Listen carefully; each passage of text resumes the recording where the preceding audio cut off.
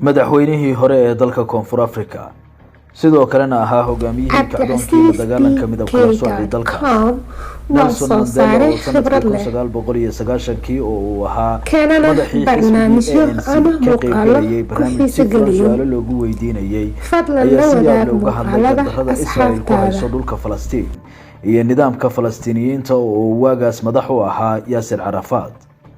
Nelson ma qarsan garab istaagiisa Falastiin iyo qeexida gardarrada Yuhuudda isagoo cadeynaya qadiyadiisa arintaas la xiriirta ayuuna hadalkiisa ku bilaabay. As far as Yasser Arafat is concerned, because just like ourselves, they are fighting for the right of self-determination.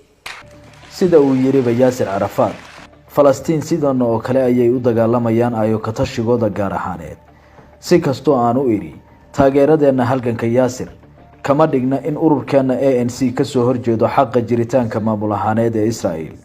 waxaanu si furan oo adag u garab istaagaynaa xaqqa maamulkaasi Yuhuud u leeyahay inuu ka jiro gudaha xuduudihiisa sugan. balse dabcan sidaan horay u iri si taxadar leh waxaanu u qeexaynaa waxa aanu la jeedno xuduudihiisa sugan.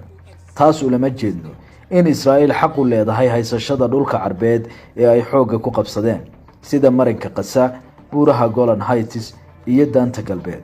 kuma raacsan intaas dhulkaasi waa inuu dib ugu noqdo gacanta dadka Carbeed. Those territories should be returned to the Arab people.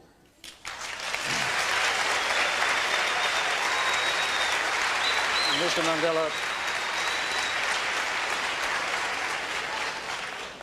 I also explained that in our organization we have Jews.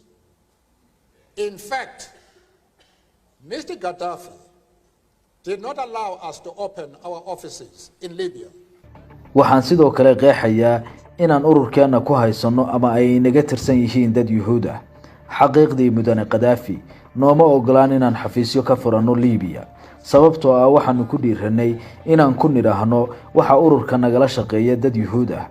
sidaas darteed inooma uu ogolaan inuu xafiisyo inoo furo ilaa laga soo gaaray bishii February ee sanadkan goortaas oo uu garowsaday inuu sideena inagu aqbalo.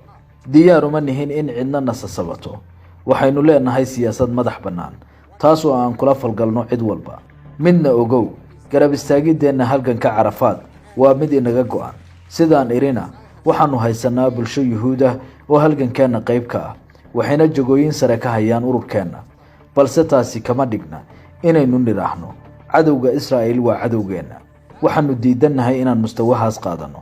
waxaad ugu yeeri kartaa arrin siyaasadeed ama weydiin akhlaaqaysan balse qofkii mowqifkiisa u bedela cidii uu markaas la macaamilayo dhabtii kaasi ma aha mid qaran hogaamin kara. But for anybody who changes his principles depending on whom he is dealing, that is not a man who can lead a nation. weedhiisa ugu dambaysa Nelson waxa uu ku qeexay inaysan marna ka tanaasulayn taageerada Falastiin iyo diidmadooda dhaqamada gumaysi ee Yuhuudda. waxaana uu ka mid ahaa hogaamiyayaashii farakutiriska ahaa aan muslimka ahayn ee iyagu taageerada la garab taagnaa Falastiin. haddaad doonayso inaan ku warino xaqiiqooyinkii nololeed ee Nelson Mandela hoos inagula wadaag.